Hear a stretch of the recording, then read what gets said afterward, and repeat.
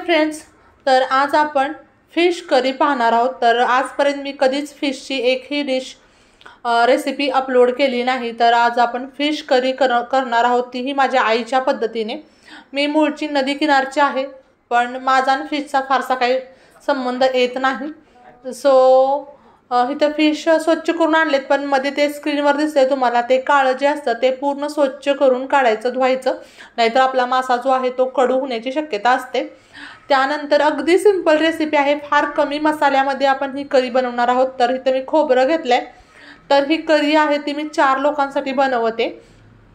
जे मासा असतो त्याचे जे तोंड असतं पुढचं त्याची तुम्ही करी बनवू शकता, आणि पीस आहेत ते फ्राय करू शकता। तर खोबरं छान असं भाजल्यानंतर त्यामध्ये 1 चमचा जिरं आणि 1 चमचा तीळ घ्यायचे।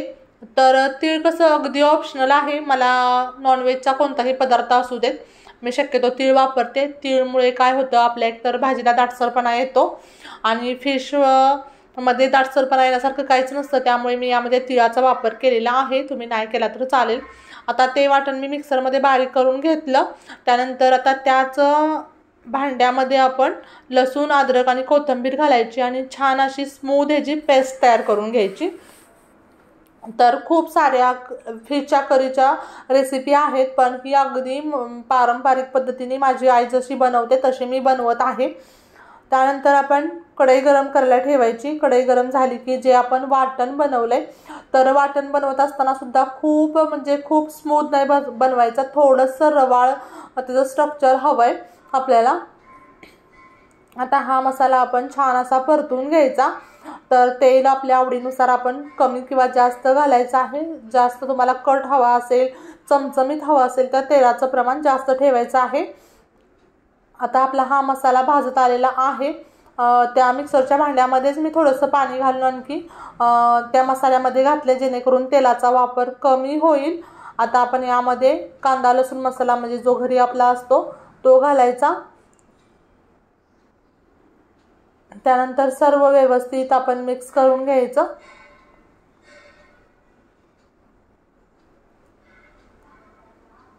त्यानंतर मी बेडगी मिरची पावडर घालते, फक्त कलर छान येण्यासाठी मी वापरत आहे। नाही वापरलं तर टेस्टमध्ये काहीच फरक पडत नाही। तर मासा जर तुमचा फ्रेश असेल, फिश जर तुमचे फ्रेश असतील तर त्याची चव खूप छान येते। आता तुम्ही मसाल्याला तेल किती छान सुटलंय तुम्ही बघू शकता। अगदी आपण कमी तेल वापरले तरी सुद्धा आपले हे जे लाल तिखट आहे घरी बनवलेलं, त्याने आपल्या फिश करीला खूप छान असा कट येणार आहे।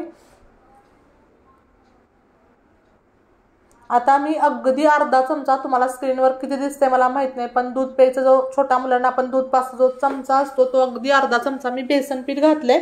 तुम्ही ज्वारीचं पीठ सुद्धा आपण वापरतात, पण मी बेसन पीठ वापरलेलं आहे। त्यामुळे काय होतं, आपला जो रस्सा आहे त्याला थिकनेस छान येतो, एकसारखापणा येतो, दाटसरपणा येतो। आणि त्यामध्ये आता मी पाणी घातले, आपल्याला हवी करी तेवढं पाणी घालायचं, छान अशी उकळी येऊन द्यायची। 2-1 मिनिटं उकळी आली की त्यामध्ये मी कोथिंबीर घातली, आणि मग आता आपण फिश त्यामध्ये घालायचे। आधी फिश नाही घालायचे, नाहीतर ते ओव्हरकुक होतात, कारण फिश पटकन शिजतात। 5 मिनिटं खूप झाली फिश शिजायला। आता आपण यामध्ये फिशचे सगळे पीस घातलेले आहेत। तर मी त्यातलं थोडंसं फ्राय बनवलेलं आणि थोडेसे फिश करी बनवलेली। आता चवीपुरतं मीठ घालायचं। फक्त 5 मिनिटं आपल्याला ही करी शिजवून घ्यायची, आणि 5 मिनिटानंतर आपली अमेझिंग अशी टेस्टी भन्नाट ही फिश करी तयार झालेली आहे। तुम्ही कट बघू शकता किती छान आलेला आहे। आता आपण ही जी करी आहे ती एका प्लेटमध्ये सर्व करूयात। पुन्हा भेटू। जर का तुम्हाला माझी रेसिपी आवडली तर मात्र चॅनलला लाईक, शेअर, सबस्क्राईब करायला विसरू नका। सगळ्यात महत्त्वाचं म्हणजे कमेंट्स करायला विसरू नका। पुन्हा भेटू अशाच नवनवीन जायकेदार रेसिपी सोबत। तोपर्यंत बाय बाय।